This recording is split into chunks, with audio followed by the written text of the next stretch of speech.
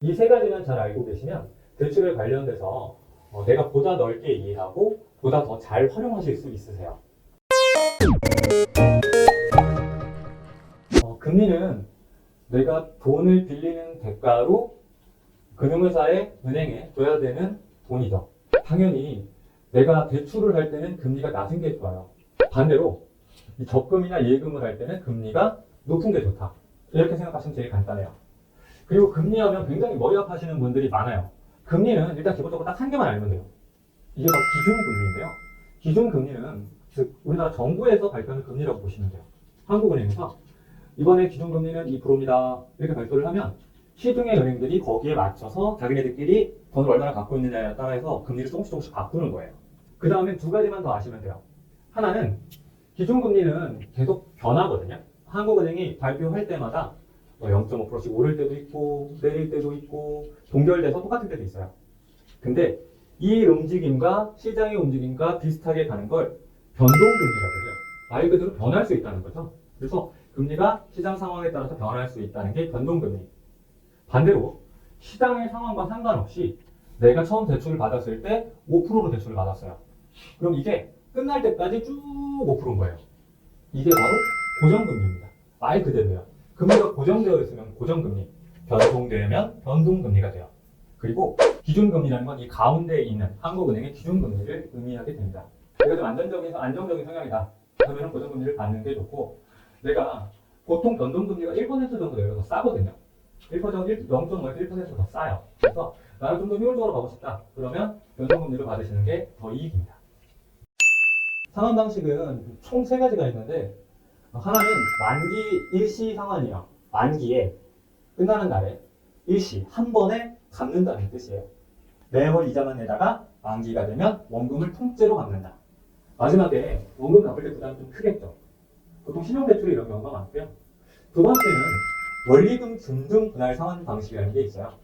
5년 동안 3천만 원을 빌렸다. 그러면 매월 80 얼마씩 낸다. 그러면 매달 80 얼마씩만 빠져나가면 되는 방식이에요. 그리고 끝이 끝나면 원금과 이자를 다 갚은 방식이죠. 그리고 마지막으로는 원금 균등 분할 상환이라는 게 있는데요. 이거는 보통 정부 대출에 많아요. 이자를 가장 적게 내는 대출의 상환 방식 중에 하나인데 매월 똑같은 원금을 갚아요. 그러면 원금을 갚을수록 이자는 점점 줄어들게 되겠죠. 그래서 내가 첫 달에는 166만 원, 굉장히 좀 많은 돈을 내는데 162만 원, 158만 원을 쭉 가다 맨 마지막에 원금 남아 80만 원만 갚게 되는 이런 형태가 돼요. 자, 근데 그냥 간단하게 계산을 한번 해보면 1억을 빌릴 거예요. 금리는 계산하기 편하게 10%. 그리고 기간은 10년. 이렇게 빌리면 만기일시 상환은 1년에 1,000만 원씩이니까 곱하기 10년 하면 1억이 되죠. 그러면 이자를 1억 내고 그리고 원금을 1억 내야 돼요. 총 은행한테 2억을 주는 거죠. 근데 원금 균등 분할 상환 같은 경우에는 한 5,040만 원 정도 나와요. 그리고 원금 1억이니까 1억 5,040만 원을 갚는 거죠. 보면 아시겠지만 똑같은 금액을 똑같은 기간 똑같은 금리로 빌렸는데 만기일시 상환은 1억을 내고 원금 균등 상환은 5,040만 원을 내고 이런 상황이 발생하게 돼요. 그래서 이건 거의 금리를 2배로 받은 것과 비슷한 효과가 나타나는 거죠. 그래서 그럼 무조건 만기일시 받지 말고 그럼 무조건 원금 균등을 받아야 되느냐? 내가 상환할 상황이 되면 원금 균등을 받으시는 게 좋아요. 만기일시 상환이 많아지면 나중에 점점 갚기가 힘들어져요. 근데 이게 만기일시가 꼭 나쁜 것만은 아니에요. 대출 상환 방식도 내 상황에 맞게 그런 형태로 쓰는 게 맞아요.